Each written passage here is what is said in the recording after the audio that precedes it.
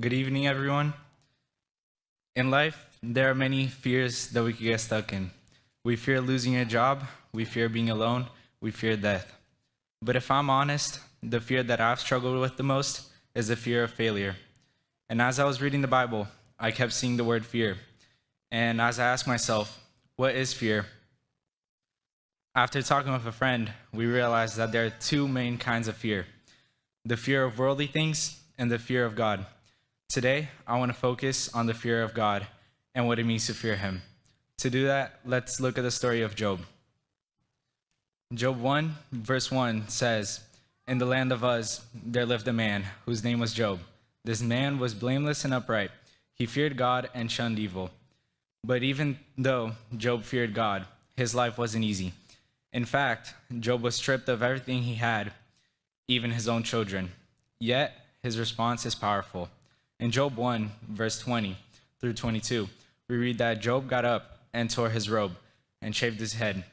Then he fell to the ground and worshiped and said, "Naked I come from my mother's womb, and naked I will depart. The Lord gave, and the Lord has taken away. May the name of the Lord be praised." In all this, Job did not sin by charging God with wrongdoing. Job worshipped even in heartbreak. He chose reverence over resentment. That's what it means to fear God, not to be scared of Him, but to trust Him, respect Him, and worship Him even when life hurts. Because at the end of the story, God did not forget about him. Even though he let him suffer, God gave, and God displayed His steadfast love to His creation. Later, in Job 42, verse 10, we read, "After Job had prayed for his friends, the Lord restored his fortunes and gave him twice as much as he had before." As humans, we might not be as lucky as Job to receive double what we own. But using Job as an example, we can see how fearing the Lord is essential for a life in Christ.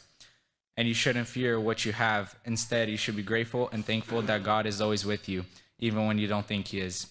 For me, since I've been afraid of failing, I should be putting my faith in God and revere Him and not worry about what people think of me.